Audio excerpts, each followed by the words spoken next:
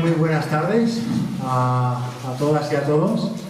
Antes que nada, muchísimas gracias por la asistencia. La verdad es que es un auténtico placer empezar el año con la primera actividad y ver pues ya nuestro aforo cultural repleto, y bueno, pues eso ya es un motivo de alegría y de motivación un poco para todo lo que tenemos que preparar este año, que va a estar, pues bueno, el año Pincho va a estar cargado de actividad cultural y bueno, es también es un motivo de gran alegría poder empezar el año con un conocido ya de nuestra librería, con un conocido del ámbito cinematográfico, Juan Carlos Vizcaíno. Juan Carlos, muchísimas gracias por estar aquí con nosotros hoy. Juan Carlos Vizcaíno yo creo que es, bueno, seguro ya conocido por todos los que estamos aquí, pero bueno, pues como bien saben es un apasionado del género, del ámbito cinematográfico, del cine en definitiva, de la historia, del estudio del séptimo arte, y bueno, pues al final ha fraguado a través de toda su experiencia y de toda su trayectoria, pues una amplia trayectoria como comentarista y como crítico cinematográfico, ¿por qué no decirlo, no? Es el alma mater del blog Cinema de Perragorda, que si no me equivoco está a punto de cumplir 20 años, Juan Carlos. 2 décadas de reseñas, de comentarios, de críticas cinematográficas. Creo que alrededor de 3.000 películas has abordado en el blog, y bueno, pues es colaborador habitual desde hace mucho tiempo de una de las, si no la gran revista de lo que es la reseña y la crítica del cine, de la revista Dirigido por, y bueno, pues ha colaborado en alrededor de 30 publicaciones también sobre cine, de 30 publicaciones colectivas, y en el año 2007, si no recuerdo mal, publicó En solitario, editado por el Instituto Alicantino de Cultura Juan Giralbert, el libro Proyecciones desde el olvido. Así que bueno, con este amplio currículum y lo que dejo sin reseñar, muy conocido también por el ámbito de las fiestas de moros y cristianos de Villena también, como sabemos todos las hogueras, en definitiva, pues bueno, todo el ámbito festivo también. Así que nada, les dejo con Juan Carlos, que al final es lo que han venido a escuchar, y por mi parte, de parte de la librería Pincho & Co, pues de nuevo repetirles y agradecerles su asistencia. Muchísimas gracias Juan Carlos. Gracias a ti.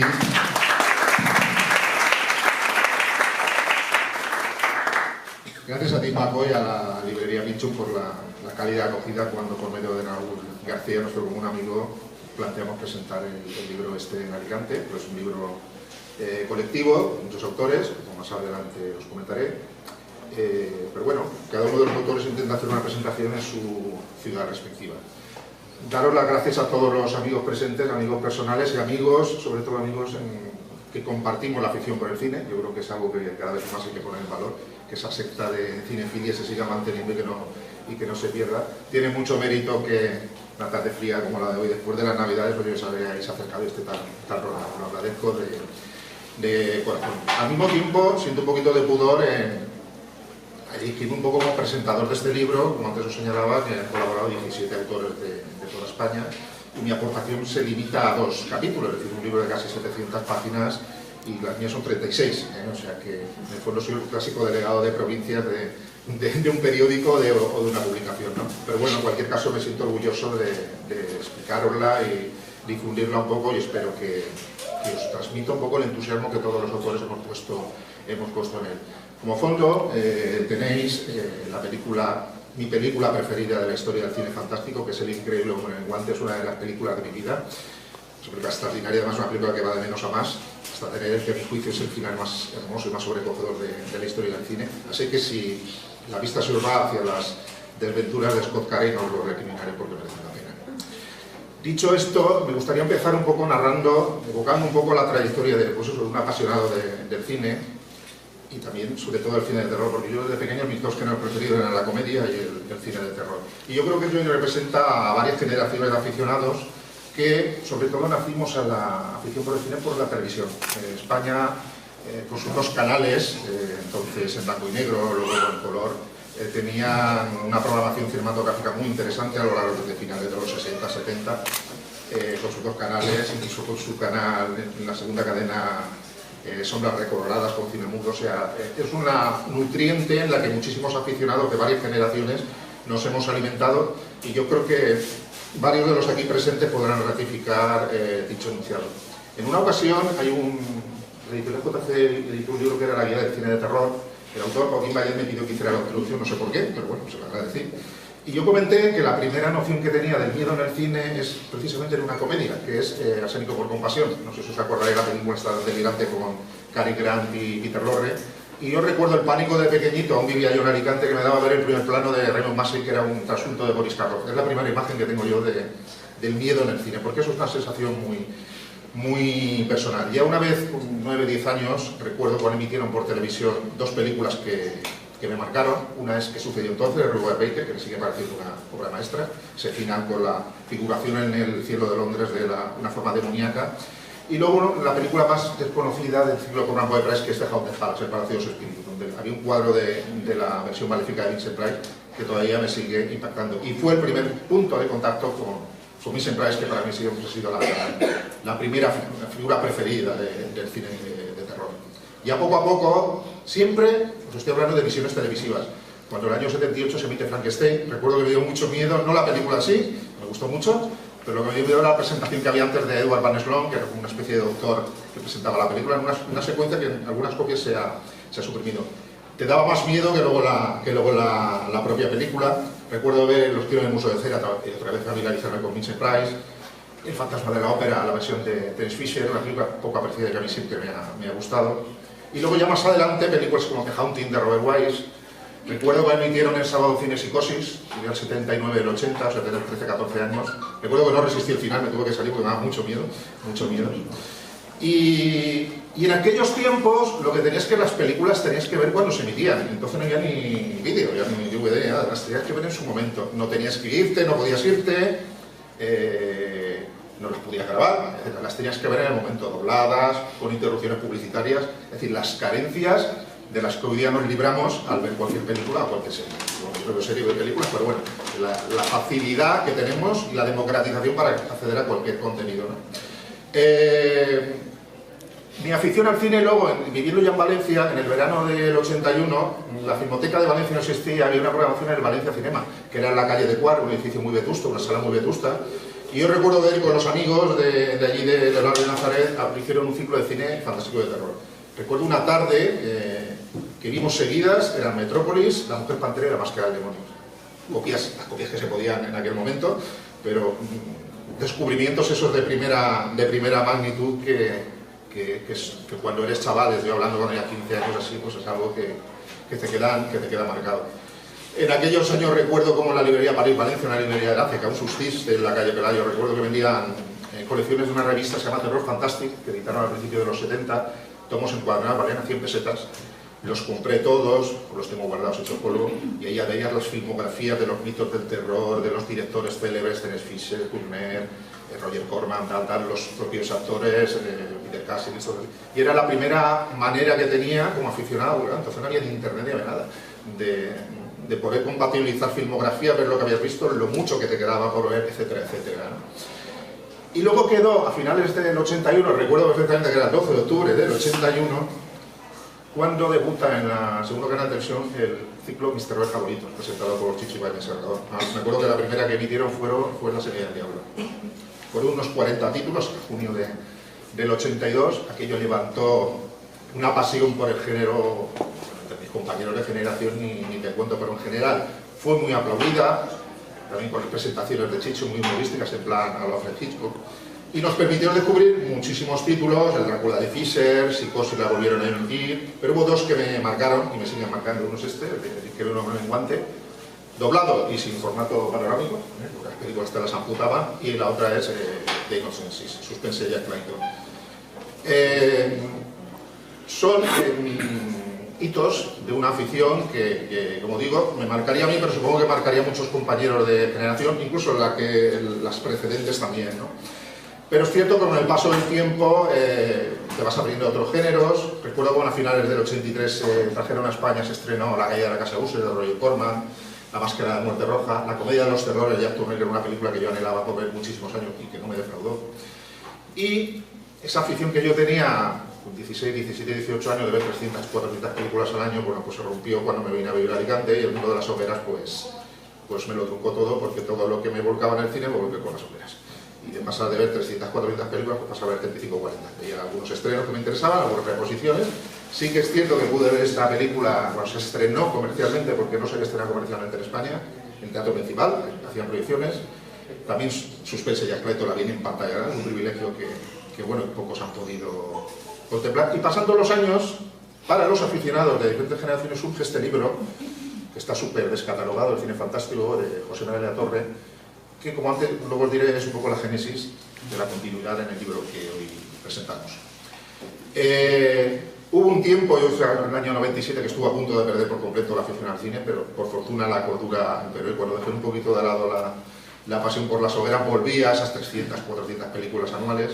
Ya entonces, estamos hablando de principios de este nuevo siglo, había varias ventajas. Por ejemplo, había un canal digital que era Cineclases, que cada semana ponía verdaderas rarezas en copias perfectas, subtituladas, etcétera, etcétera.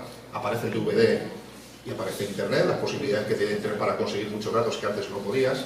Y empiezan las ediciones digitales, muchísimas que ha habido en España. España es uno de los países europeos donde ha habido más edición cinematográfica, en donde, bueno, pues tienes los formatos en la medida de lo posible, te respetan los formatos, que para mí es muy importante, poder disfrutarlas en versión original subtitulada, que para mí es esencial. Incluso luego en algunos casos pues, tener los extras, sobre todo los títulos o más populares o más recientes, ¿no? Pero lo que ha permitido el paso de los años, para mí es algo fundamental, es la posibilidad, por medio de los formatos digitales, en redes, de encontrar cientos y cientos, diría que miles de películas de todos los géneros que hasta entonces eran inencontrables. Yo me asombro porque hoy día tenemos la mayor democratización de la historia. Puedes encontrar casi, porque siempre hay cosas que no puedes encontrar, pero casi todo lo que se ha rodado en ámbito cinematográfico, sea del género que sea, y lo puedes encontrar en cualquier momento. A veces no están los subtítulos, que esa es la clave, porque yo no domino el inglés, pero sí que es cierto que tienes una facilidad en la que yo no hubiese tenido cuando tenía 20 años, bueno, eso hubiese sido verdadero, encima con copias mejores, bien salvaguardadas, etc.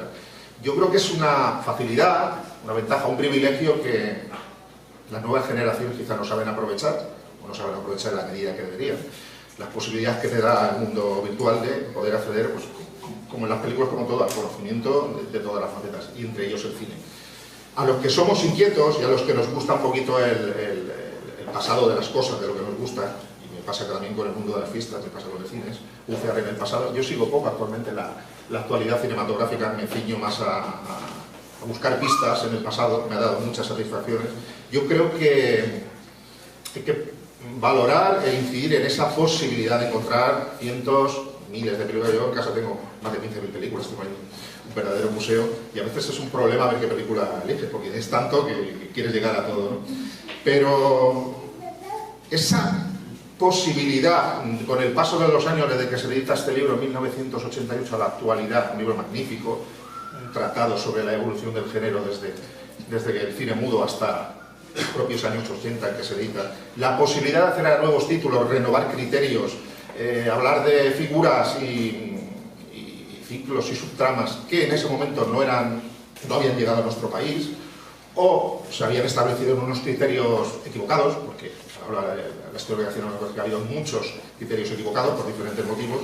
Yo creo que es donde está la génesis de este viaje por el cine fantástico y terror, el primer volumen, que desde 2019 tenía en mente Lluís Vilanova, el coordinador de la publicación, una persona estupenda, con la que he establecido siempre muchísimas, no lo conozco físicamente, pero por muchas llamadas y mensajes hemos establecido mucha confianza, como supongo que la habrá establecido con el resto de autores, ¿no? Siempre él comentó que partía de la matriz del libro de la Torre para hacer una versión ampliada, eso sí, limitada hasta finales de los 60, que es donde aborda cine mudo, finales de los 60, donde aborda esta publicación. Yo desde aquí quisiera agradecer la confianza que me ha depositado Luis. Él siempre ha valorado que le da títulos, porque yo una cosa que le incidía es que tiene que ser un libro lo más completista posible. títulos que no se han referenciado en otros libros y sobre todo libros en nuestro país que se incorporen. Y en ese sentido siempre lo he agradecido.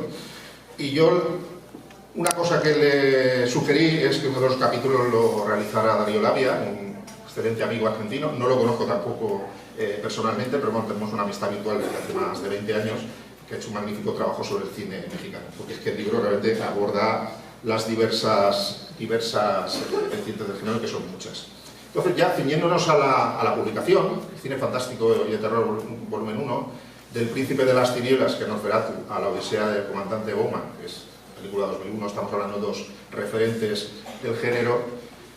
La introducción del libro pues, corre a cargo del propio artífice de la publicación, que es Luis Vilanova, en donde narra de forma sintética un poco la historia que os he comentado, la historia de una pasión cinematográfica que yo creo que cada uno de vosotros, bajo su punto de vista, será más o menos similar. Se divide en 5 partes. La primera parte se llama Trayectos, viene a hacer una historia más o menos cronológica. El primer capítulo es Sombras en la Oscuridad, donde habla desde las producciones, desde los primeros años del cine hasta el expresionismo alemán. Lo realiza David Salgado, un recorrido, como todos, muy interesante, donde podemos hablar de Metrópolis, de Nosferatu, las obras de Murnau, etcétera, toda la producción que se realiza en Alemania, que es la génesis luego del cine de terror norteamericano. Esa continuidad que tiene ya desde los últimos años del cine mudo, con muchos de sus valores se trasladan a Hollywood, a ese nuevo Hollywood naciente, y tienen su eco sobre todo en la Universal. Entonces, la postrimería del mudo, en los años 30, pues se realiza una masiva producción donde sobre todo se ponen en valor todos los mitos del cine de terror, de Drácula, Frankenstein, Hombre Lobo, etcétera, etcétera. Y ese capítulo, Las criaturas de la noche, lo realiza Álvaro Samateus, un artículo bastante trufado de interés. Yo personalmente he de decir que la película que más me gusta de ese periodo Universal es una que suele ser bastante olvidada, y es Buda, que es El legado tenebroso, es la primera gran comedia de terror que se realiza en Hollywood. La firmó Paul Lenis, director que podía haber sido un primerísimo figura. Él comentaba que podía haber sido un segundo Friedland, lo que pasa es que murió a principios de los años 30 y que dejó una obra escasa, pero de gran nivel. Hay otro capítulo a continuación, hecho a la hora de hacer la publicación, se llama Tiempos modernos y sombríos, joyas de la edad de oro del cine fantástico. Es decir, aunque se habla de la producción universal, hay otras productoras que, como Paramount hace La isla de las ganas perdidas, la RKO hace King Kong, tenemos El hombre y la bestia, la primera versión, los propios Philip Easterhall. Yo creo, sinceramente, que en estos estudios de producción son más valiosas incluso que las de Universal. Lo que pasa es que la producción era menos prolífica, entonces Universal, bueno, pues tuvo un poco el marchamo de dedicar parte de su producción, una parte importante a cine de terror. Pero en estas productoras yo creo que se realizan títulos extraordinarios. Hay uno que se me ocurre también, bueno, una de Zombies, White Zombie de Víctor Alperin, Sobrenatural de Víctor Alperin, una película magnífica sobre el más allá, películas extraordinarias. De ahí pasamos ya al siguiente capítulo que realiza Antonio Alacón, compañero en la revista dirigido por, se llama La oscuridad hermosa, y Artur Neus en la RKO y otras producciones de Bar Liutur. Bueno, el ciclo Bar Liutur es un ciclo que en España hasta finales de los 70 no es reconocido porque no habían llegado, se habían estrenado casi todas sus películas. El productor, que en la división B de la RKO logra hacer debutar en Hollywood, que ya había hecho películas en Francia, Jacques Tourneur, que es otra cosa, mi director preferido de todos los tiempos, que quede claro. Y junto a él, Robert Wise y Mark Ronson realizan una serie de producciones, son 8 o 9 películas, no son más, pero son en líneas generales magníficas. Y he de decir que entre ellas, sintiendo veneración absoluta por Jacques Tourneur y reconociendo las excelencias de La mujer pantera, Yo anduve como un zombie y El hombre leopardo, me quedo con la que hizo de Séptima víctima de Mark Ronson, que es una película de una desolación, un fatalismo extraordinario. Se desarrolla en Nueva York, las sectas satánicas de Nueva York, y me hace una película deslumbrante. A pesar de que Mark Ronson luego no fue un director especialmente brillante, pero la película me parece deslumbrante.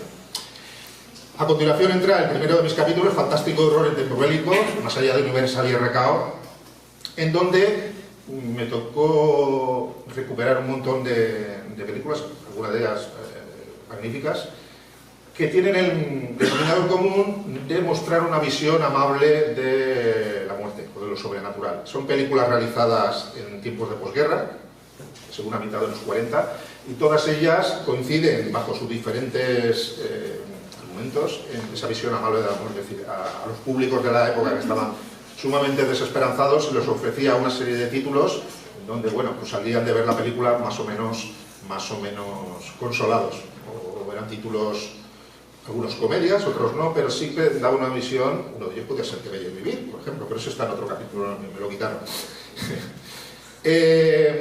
A continuación, el sexto capítulo es Hemos venido a visitaros en paz y buena voluntad, la ciencia ficción USA de los años 50, que realiza Luis Vilanova, el coordinador de la publicación. Bueno, El Increíble Hombre en Guantes, a mi juicio, la cumbre de esa corriente. Estamos en unos tiempos donde hay un enfrentamiento después de la Guerra Fría, Estados Unidos-USA, y una producción importante de ciencia ficción en Estados Unidos, donde está este título, está La invasión de los órganos del cuerpo, ya a finales de los 50, El ultimátum a la Tierra, y una serie de pequeños títulos menos conocidos, la aportación de Jack Arnold. Hay una película de Archo Boler que a mí me gustó mucho, se llama Five, una película muy sencilla, muy de serie B, que estaba muy lograda. Lo bueno de estos capítulos es que no se ciñan a los grandes clásicos, sino que intentamos recopilar títulos de menor repercusión en su momento, pero a lo mejor tienen tanto nivel o más que algunos de los reconocidos, ¿no? A continuación, el siguiente capítulo, también hecho por Luis Vilanova, se escogió un buen capítulo y además un capítulo complicado. Se llama Escuche son los hijos de la noche. Terence Fisher, Hammer Films y sus herederas. Yo creo que estaremos todos de acuerdo en que en Hammer Films se realiza la mejor aportación por calidad y por volumen de toda la historia del cine fantástico de terror. La figura de Terence Fisher, que hasta hace no demasiados años se ha considerado como un artesano de segunda fila. José María Torres fue el que reivindicó su figura en España. Hoy por hoy, en general, está muy reconocido, uno de los grandes cineastas de la historia del cine, no del cine de terror. Yo creo que es la mayor aportación del cine de terror en la historia del cine. Para mí estaría un poco el estilo de Tourneur y la aportación de Fisher serían las dos cimas del género. Entonces el capítulo hace un recorrido sintético porque la producción de Hammer es magnífica, es extensa, en donde, bueno, pues recorre toda la renovación de los mitos del género que realiza la productora británica, y luego la aportación de otras figuras como Seth Hall, Freddie Francis, directores de menor nivel que incluso Joseph Losey hizo una película de ciencia ficción en el amparo de Hammer, de menor proyección que Fisher, pero la aportación de Hammer es excepcional. De hecho, hay varios libros en donde se aborda toda la producción de Hammer. Es una productora de culto entre todos los aficionados. Siempre es un placer volver a ver esas películas en color, con esa gama cromática, con esa sangre, con ese erotismo, con esa crítica del puritanismo inglés. En aquellos tiempos donde al mismo tiempo estaba el free cinema inglés, Hammer Films también hace una crítica muy virulenta al puritanismo inglés desde unas producciones generalmente de época, ¿no? A continuación, Bruja más que bruja, el siguiente capítulo, se ciñe en dos títulos legendarios del cine del satanismo y la brujería, que es La noche del demonio de Jack Tourneur y Al de Bruja Arde de Sidney Hayes, que es una película que hasta hace pocos años en España no tenía prestigio, pero ya yo creo que es una de las grandes aportaciones del cine de satanismo. Lo realiza querido amigo Javier Trigales, cineasta gallego y gran aficionado Javier Trigales. Son dos análisis excelentes de La noche del demonio, es una de las cimas del cine de terror. Yo creo que es la obra maestra de Tourneur en el género.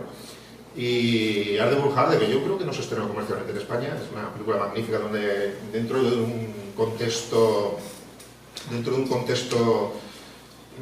clasista en una universidad inglesa, pues se desarrolla el drama de profesor universitario absolutamente racional, gnóstico, que está casado con una bruja y no se da cuenta que el éxito de su profesión viene hacia todos los sortilegios que iba haciendo su mujer para hacerlo medrar entre sus compañeros. Entonces el drama de este hombre, que es absolutamente racional, de asumir que existe la brujería y que quiere romper ese hechizo, y ese hechizo luego voy a encontrar la como funciona una película extraordinaria, aunque me quedo con la opción de señor, que coste. El siguiente capítulo es cualquier cosa que anduviese entre sus paredes caminaba sola, a propósito de Innocence, suspense de Jack Clayton y de Haunting de Robert Wise, a cargo de Lisa McCandless y David Salgado. A mi juicio son las dos cimas del cine de Casas Encantadas. Es cierto que The Haunting de Robert Wise se hereda a continuación de The Innocent de Jack Clayton, adaptación de la novela Otra vuelta de tuerca de Henry James. El otro día la vi, la revisé de suspenso de película excepcional. Algún amigo decía que es un milagro cinematográfico y lo es, porque visualmente es una película de una complejidad y una belleza visual enorme, y es una película muy turbadora, la historia de esa institutriz que tiene que cuidar de esos dos niños huérfanos, y bueno, su mente reprimida hace ver que esos dos niños huérfanos, que no son tan angelitos como parecen, cree que están poseídos por el alma diabólica de los dos criados que se mataron con anterioridad de aquella llegada. Película excepcional, una belleza visual asombrosa. Juega muy bien con la ambivalencia de si realmente es un cuento de fantasmas o todo está pensado en la mente de la protagonista. Al amor de Deborah Kerr, esa película es de las mejores interpretaciones que he visto yo jamás en pantalla.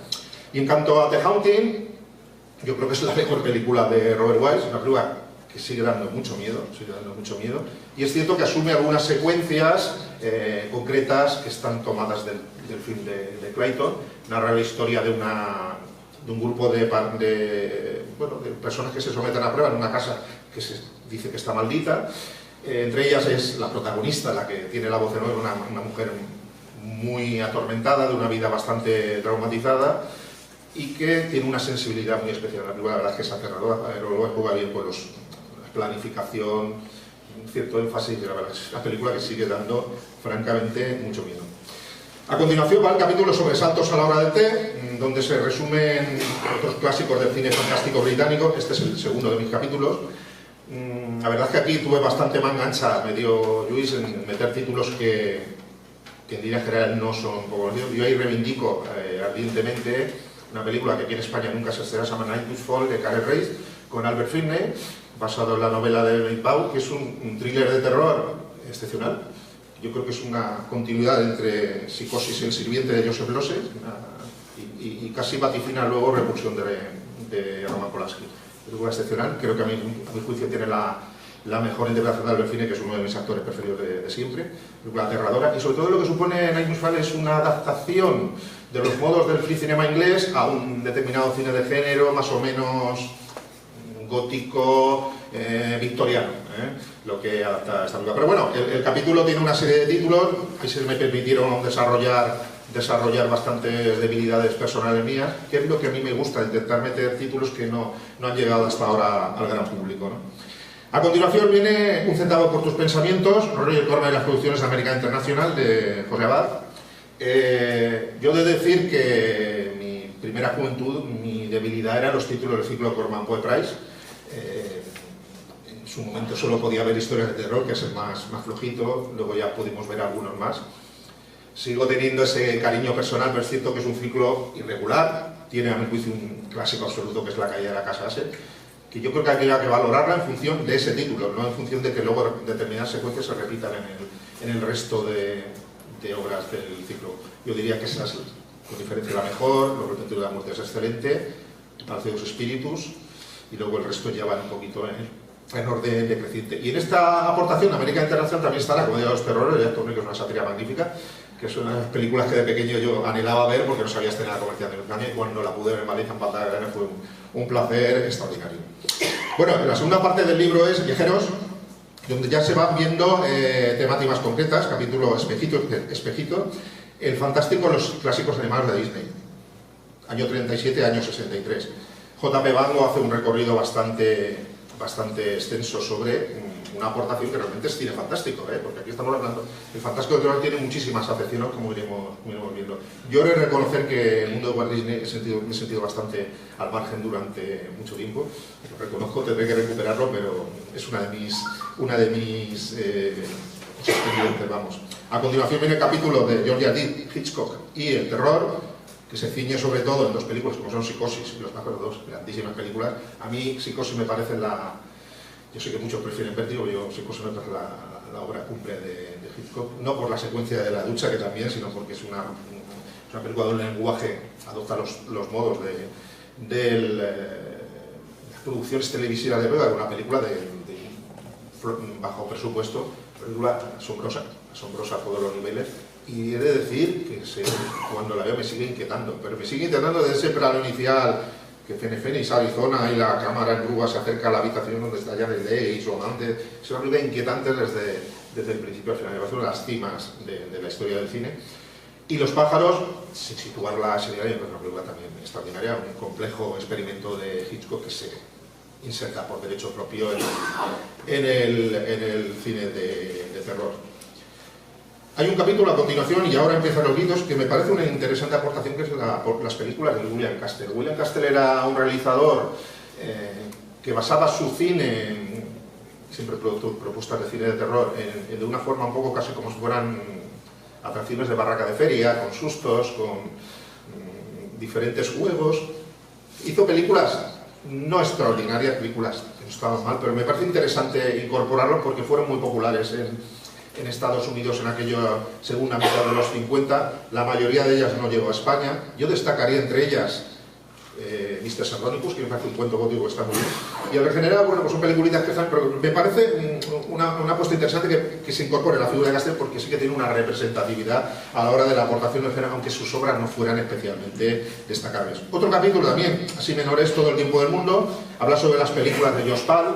Josh Pal es un cineasta que gustaba también mucho de la animación, y realizó una serie de películas todas de cine fantástico, pero dirigidas sobre todo a públicos infantiles o juveniles, que están bastante bien, y sobre todo me gustaría destacar de ellas Las 7 caras del Dr. Lao, que nunca ha llegado a España. Es de esas películas que se recuperan por ediciones digitales o buscándolas por internet, una película con Tony Randall haciendo 7 personajes, que está muy bien esa película. Siguiente capítulo es Antes que la sangre nos salpique. Inclasificables del cine fantástico USA ante la expansión del web.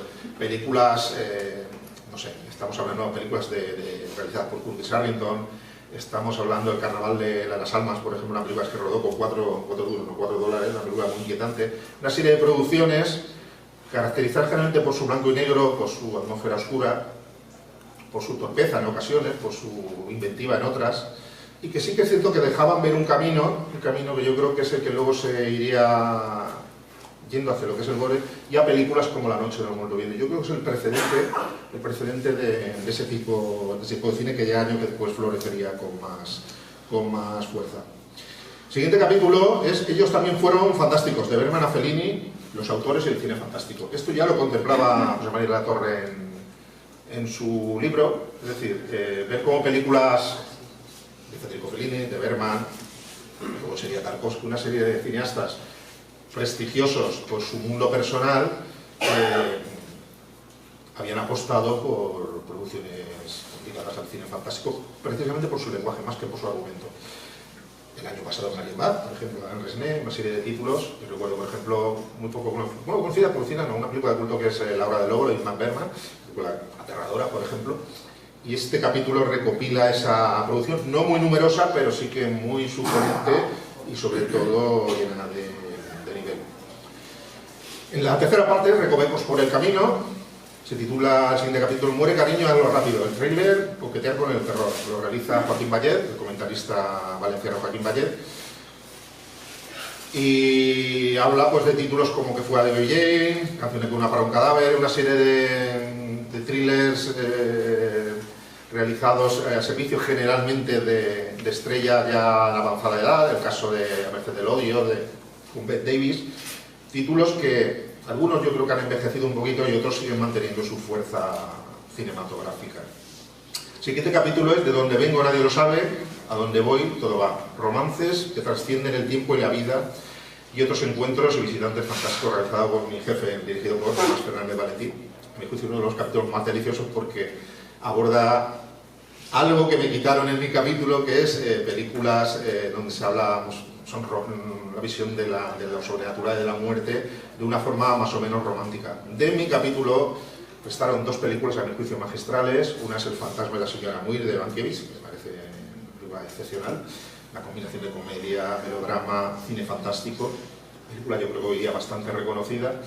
Y otra no conocida es Viviendo el pasado, la adaptación de Los papeles de Asper de Henry James, la única película que dirigió Martín Gabel, la descubrí en un pase de madrugada de estos de la 2, y con sus Ajedúes de joven, una película excepcional, la única película que dirigió Martín Gabel, que era un actor secundario, excepcional, la recomiendo porque es una de esas raras películas en donde parece que el tiempo se detiene, es algo que se detiene, es algo, yo creo que es un precedente del año pasado en Marienbad, los pasillos son inmensos, donde aparentemente no sucede nada y es dificilísimo lograr en el cine que el tiempo se detiene.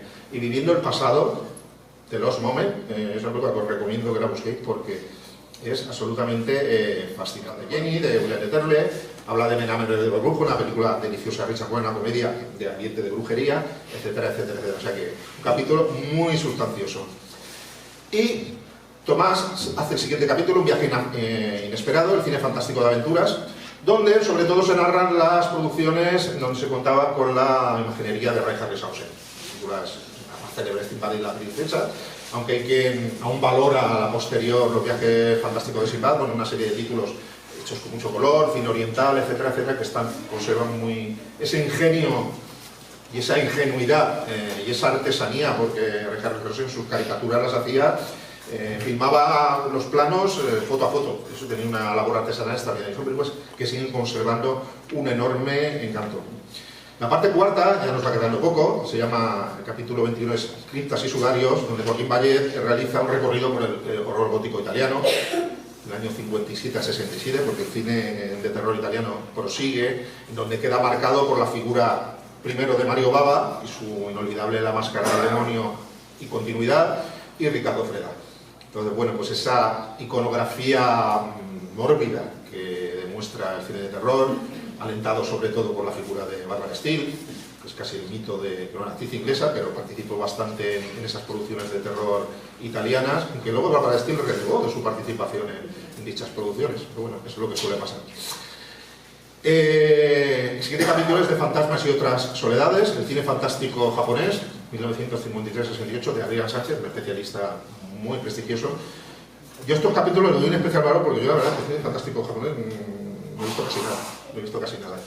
Yo tengo un prejuicio con el cine oriental porque me distancia mucho. Yo pienso que me encanta, por ejemplo, el cine de Nezuko Hirofu, pero el cine japonés, sobre todo si es de época, me cuesta asimilarlo. Entonces, por eso valoro mucho que haya expertos que dominen y complementen la cinematografía de un país como Japón, que fue muy importante en la historia del cine en su vertiente fantástica.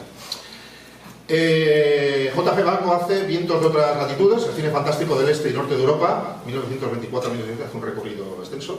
Sí que yo he visto algunas, sí que hizo Contra Zaragoza, algunas de estas, pero tampoco es una cinematografía que domine en exceso, lo cual le da un valor suplementario a la hora de completar la mirada global de la producción del género en el conjunto del planeta.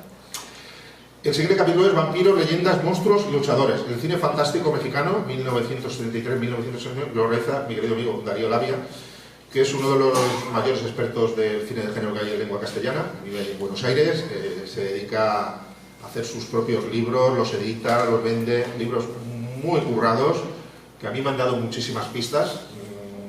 Darío es una persona extraordinaria y me alegro mucho que esté presente en esta publicación. Sé que va a tener más presencia en futuras publicaciones en nuestro país, y sobre todo nos brinda una mirada completa a la producción del cine de terror en México, que fue muy importante.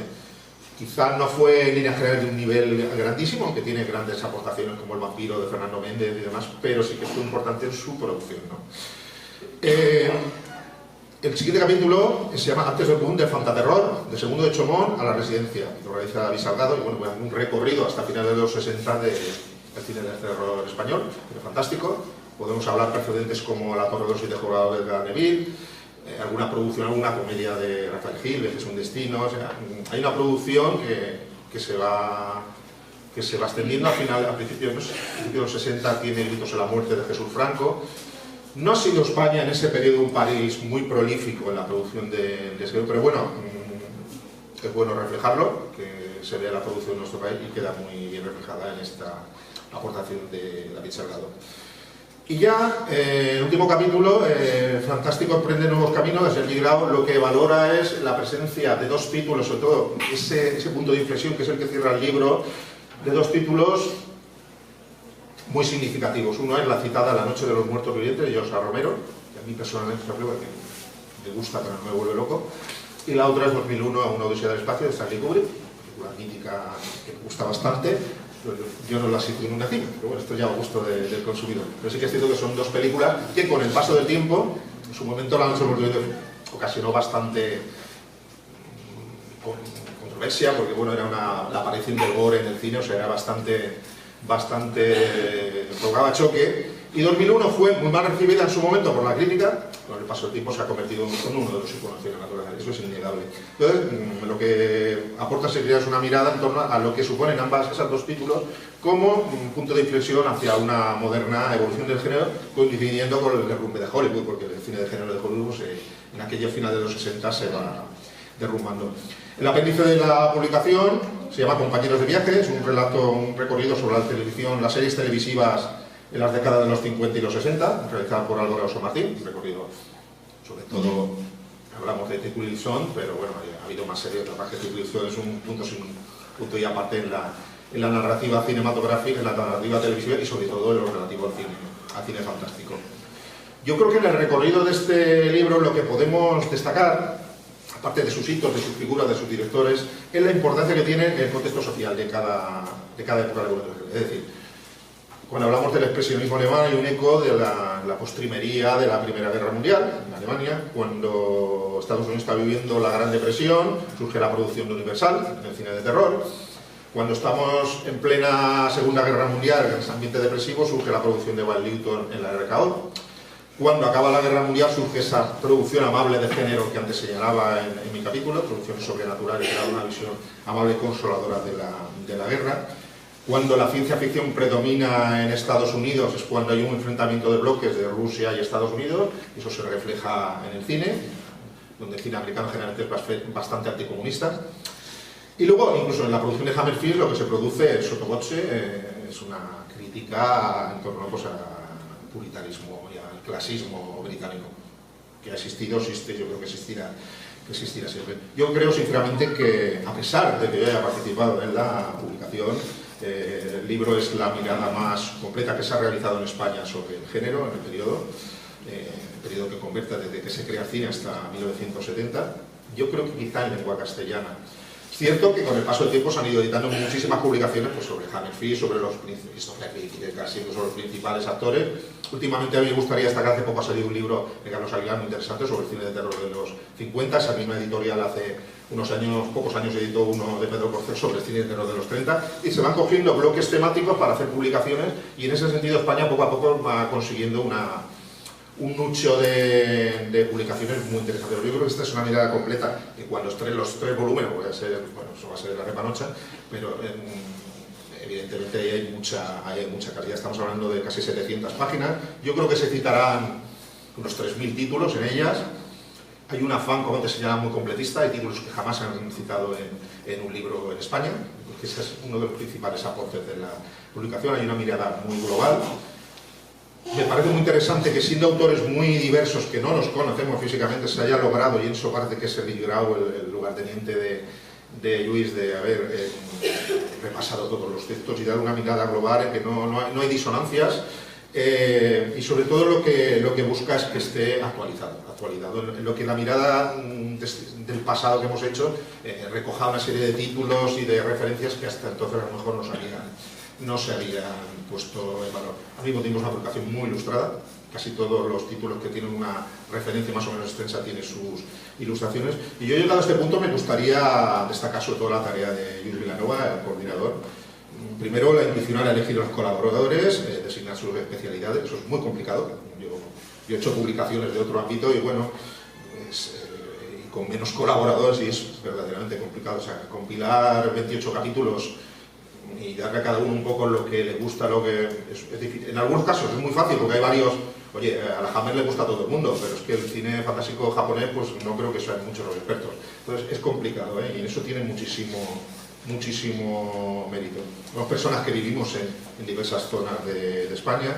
Luego Luis, la paciencia que ha tenido al recopilar los textos. Los míos fueron de los últimos, es decir, que el primer capítulo lo hice poco antes de las hogueras de 2022. Tenía que acabar el libro de Doctor Vergede y terminar el capítulo. Y el segundo, que me fue más sencillo, aunque era más extenso, lo terminé una semana antes de las fiestas de Villena de lo más no antes o ya no te lo envío. O sea, yo el 1 de septiembre te lo tengo que enviar. Lo que decía, los textos están muy homogeneizados, en eso la tarea de Sergi Grau ha sido fundamental. Y yo creo que es un libro denso, con chicha, con contenido, pero bastante asequible para cualquier aficionado que lo lea. O sea, no hace falta ser un experto de la materia, sino que te sirve como introducción y al mismo tiempo te hace una mirada completa sobre el género. Yo personalmente, como decía antes Paco, he participado en bastantes libros colectivos, quizás no tan complicados como este, pero me he sentido bastante implicado, sobre todo por, supongo que como el resto de autores, ¿no? Pero sobre todo por las conversaciones mantenidas con Lluís, muchos audios de voz, muchas sugerencias, muchos chateos, y la verdad es que, bueno, pues es muy agradable haber mantenido ese granito de arena en la publicación, y sobre todo reivindicar personalmente títulos como el que ya he citado, Ni Visual de Karen Reid, o por ejemplo Doctor of Darkness de Last Comfort, en el capítulo del cine de terror de los 40, que personalmente considero la mejor película de terror inglesa de esa década. Yo creo que no la conoce casi nadie, ¿no? Extraordinaria. Y eso es bueno, intentar proponer nuevas pistas y nuevos motivos de satisfacción para los aficionados, porque estoy seguro que hay mucho. Aún quedan cositas por escarbar, cada vez menos, pero sí que es cierto que poco a poco, con el aporte de mucha gente, estamos intentando desempolvar colchones y desempolvar rollos de cine para que la historia, reescribir un poco esa historia de cine, que muchas veces una película en su momento pues era un fracaso comercial y era olvidada. Y si a lo mejor el director no tenía pues una película que era extraordinaria, en su momento no fue valorada, se adelantó su tiempo, pues era olvidada. Y eso ha pasado durante muchísimo tiempo. Y ahora esa democratización que tenemos a la hora de poder ver prácticamente el pasado de la historia del cine es algo que yo creo que hay que poner en valor. Yo creo que hay que agradecer también la apuesta, obviamente, de la editorial Apelgea. Es complicado en pequeñas editoriales hacer una apuesta de ese nivel, porque estamos hablando que gasta mucho papel, hay una maquetación notable, está prácticamente editado todo en color, es complicado, y eso tiene muchísimo, y sobre todo se le da un cariño especial a la apuesta por el género. Y hay que decir que los primeros ejemplares que se venden en Alicante son estos. El libro lleva ya unos meses en la editorial, se puede comprar en Amazon, pero los primeros ejemplares que llegan a Alicante es la única librería que los tiene, por lo cual es de agradecer que Bichon haya apostado por ello. Deciros que son 3 volúmenes, este es el primero. Ahora se está preparando el segundo, que yo supongo que estará para Navidad del año que viene, no lo sé, supongo que sí. Yo mis 2 capítulos no los he escrito aún. El segundo volumen irá desde los 70 hasta fin de siglo, y luego habrá un tercer volumen que será desde todo lo que es el siglo XXI. Y yo creo que el conjunto va a ser una mini enciclopedia de notable nivel, y sobre todo con mucho entusiasmo de sus autores. De todas formas, aunque estoy convencido que los 2 posteriores van a tener más eco que este, porque los jóvenes aficionados les cuesta más vincularse al cine clásico, he de reconocer que a mí personalmente este es el que más me va a gustar. Estoy convencido porque se acerca al periodo en donde mi pasión cinematográfica ha sido más grande. Para finalizar, yo simplemente os recomiendo imbuiros en su lectura, y quisiera aprovechar estas últimas palabras para apostar por la magia del cine. A mí bueno, tengo que asumir que hoy día lo que predomina en medio audiovisual son las series. Hoy día, para mí las series son como hamburguesas. Es que he visto una temporada, he visto tonterías, es que son... Yo sé que hay series magníficas, también creo que hay una formulación visual muy reiterativa en el universo de las series. Entonces veía los estilos cinematográficos eran muy diferentes, eran más imaginativos, y ahora la apuesta a la serie la veo muy similar, a mí me atrae poco, la verdad. Yo tengo esperanza de que ese orillamiento del hecho cinematográfico por la forma visual de la serie se equilibre más. Yo le digo, no sigo series, no tengo ninguna relación con las películas que no hace falta, ¿no? Pero es que no, pero sí que quisiera apostar por la magia del cine, ese cine que nos ha acompañado durante nuestras vidas, con el que tenemos reflejados en secuencias, en músicas, en miradas, en interpretaciones, en movimientos de cámara tenemos, pues esto fue cuando yo me casé, o esto fue cuando yo recuerdo, por ejemplo, No sé, la carretera es mi película de cabecera, recuerdo perfectamente cuando la vi por vez primera, el 30 de diciembre del 81, no, del 82, saliendo de Valencia Cinema llorando. Esos recuerdos que acompañan tu vida, solo todo al cine. Es cierto que el no ir al grito de la pantalla, y yo en torno a mi culpa, porque hoy tenemos unas pantallas y tenemos unas formas de ver las películas de las que antes carecíamos, eso es cierto, pues hacen que eso evolucione. Pero yo quiero hacer una apuesta por la producción, por la magia, por lo que tiene de compañero en nuestras vidas el cine, no orillando nada, porque todo son posibilidades, pero mantener y recuperar, y sobre todo recuperar el pasado que acompañó y que hizo grande a lo que se llama el séptimo arte. Así que simplemente os imploro yo, espero que la apropiación os guste, no sé cómo andarán las peripecias de Scorcaré. Quería ver si coincidía al final con mi intervención, pero aún queda un poquito. Daros las gracias por vuestra presencia. Y yo lo que quisiera es, si queréis hacer alguna pregunta, vamos a abrir un pequeño coloquio, que estamos, sobre todo los que estén más avezados en el mundillo cinematográfico, y sobre todo si queréis hablar sobre el género, sobre el libro. Así que adelante. Yo sé que lo más fastidioso es la primera, luego ya va todo fluido. Chan, chan. Parece que nadie se anima. Nadie se anima. Venga, voy a decir yo algo. A ver, Irra, tira. ¿Qué tal? ¿Qué tal, Irra? Oye, muchas gracias y enhorabuena. Gracias, hombre. Estoy de acuerdo contigo en lo de la serie, quiero decir también. Yo creo que tiene que ver también porque somos amantes de las salas cinematográficas, ¿no? Las series están muy vinculadas a la televisión y al mando a distancia y tal, sin embargo el cine lo vemos en salas, que es un poco lo que más nos gusta, la experiencia social. De hecho, el cine empezó a llamarse cine cuando fue una experiencia social, ¿no? Porque antes de los hermanos Lumière había otros que habían hecho cine, pero era solo una persona la que lo podía ver ahí en el kinetoscopio, pero cuando fue una experiencia social. Pero bueno, lo que quería comentarte es que últimamente discuto con bastantes amigos que no les gusta pasarlo mal. Es que como has hablado, y también del cine de terror, no les gusta pasarlo mal en el cine, no les gusta esa sensación que muchas veces nos transmite el cine de terror, ¿no? Sin embargo, son gente, digo, pero bueno, pero tú lees poesías tristes, tú escuchas música melancólica, tú vas al Prado y bajas a ver las pinturas negras de Goya, que es lo más horrorífico que hay y sin embargo, en cine no estás dispuesto a pasarlo mal y no vais a estas películas que te recomiendo, muchas de las que has contado tú, porque es que lo pasas mal. Entonces yo tengo la teoría, que no sé si estarás de acuerdo, que el cine como que nos ofrece una experiencia un poco más global, ¿no? Nos da imágenes, nos da sonidos, tiene tiempo, ¿no? No como la fotografía o la pintura, que son más estáticas.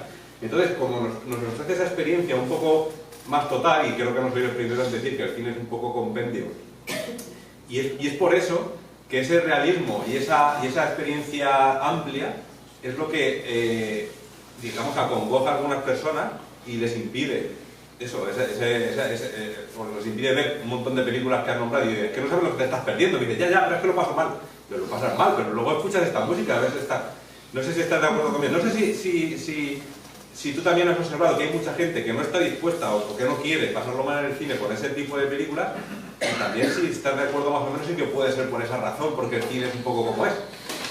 Yo creo que esto es una pregunta omnibus, pero bueno, es interesante.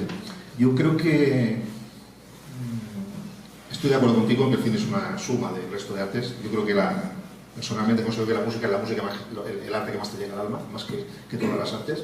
La música te cambia el estado de ánimo, estás mal y te pones la música y te levanta. Eso no lo hace ningún arte, ni la cintura, ni la literatura. Personalmente es lo mismo. Y el cine es una suma que creo, sobre todo en el siglo XX, para, fundiendo todas las artes, establecerte, porque a mí el cine, lo principal del cine es transmitir emoción. Como comentarista, como le digo, me gusta personalizar una película, pues se mueve mucho en la cámara, pero al final lo que me gusta es si me transmite una emoción. Luego cuando te transmite esa emoción, dices, ¿por qué me la ha transmitido? Intentas racionalizar, porque es que planificada de tal manera, porque hay una música tal, etcétera, etcétera. Entonces, en ese sentido sí que apelo a lo que dices como el cine como fusión de las artes. En cuanto a no pasar malos ratos, vamos a ver, yo que creo que la sociedad hoy día es muy blanda. Que aquí queremos que nos lo den todo, en fin, ya nos vamos a otro mundo, que todo es maravilloso, todo es wonderful, y la vida es como es. La vida nacemos, vivimos, tenemos momentos maravillosos, momentos muy malos, y al final morimos. Y como tal, pues en la vida tienes que experimentar, incluso lo que tiene de suturar adrenalina, como te proporciona el miedo cinematográfico, pues hay que vivirlo, pues sobre todo si te lo transmiten con nobleza cinematográfica, que es lo que, el otro día viendo Suspense, de Innocent, inquietante, o sea, con esos paseos de Deborah Kerr por los pasillos, con las cortinas moviéndose en blanco y negro, de un momento determinado, ya lo he visto 6 o 8 veces, ¿no? Me pegó un susto un momento, fíjate que la he visto en clase de memoria, pero es que es inquietante, es acongojante, como Psicosis, ese tipo de películas que te inquietan, ¿no? Claro, que lo que detesto, no me gusta, y lo paso muy mal, es cuando son películas con cortes de cuchilla de afeitar. No las veo, porque lo paso absolutamente mal. Me resulta, no sé por qué, me resulta, y por ejemplo, eso me ha hecho renunciar a ver películas como de la vida de las marionetas de Bergman, que hay una secuencia que degüellan a uno, o me he hecho ver Mishima de Paul Schrader, que es un director que me encanta. O me hizo sufrir un momento la escena del corte de la mano con cuchilla de afeitar en Vestida para matar, pero bueno, que la tengo clavada. Es decir, esto ya es una cuestión que, bueno, habría que ver a un psicólogo para que diga por qué se ha producido eso, ¿no? Hay algunas de Haneke que también creo que has quitado a mitad, ¿no? ¿Cuál? Algunas de Haneke. No, ni los he visto. O lo veo, yo lo veo de, ¿cómo se llama este Tarantino? Sí que es extremadamente violento y no las veo, me sabe mal, pero no las veo porque sé que lo voy a pasar mal. Ya vi Reservoir Dogs, la secuencia del corte de la oreja, y esto la verdad, pero es, lo paso muy mal, Pero sí que creo que nuestra sociedad muy blanda. Y esto es una muestra un poco de esa blandura en el que todo tiene que es maravilloso, todo tiene que ser muy wonderful o happy flower. No, la vida tiene cosas buenas y cosas desagradables. Yo creo que el cine tiene que transmitírtelo también. Es así. Yo apelo sobre todo a películas inquietantes. Me gusta lo inquietante, lo sugerente, la atmósfera. Yo sé que eso no ha predominado en el cine, tampoco en el cine fantástico, pero sí que es cierto que hay exponentes memorables. Me gusta más lo sugerido, quizá por eso venero tanto Tolkien, más lo sugerido que lo que se muestra. No quiere decir que en una obra de Fischer se muestra la monstruosidad, se muestran... También Fischer jugaba con los juegos de cámara, los decorados, los espacios vacíos, pero me quedo con lo sugerido, la atmósfera, ¿no? Y más el blanco y negro que el color negro. Venga, ¿se anima alguien más?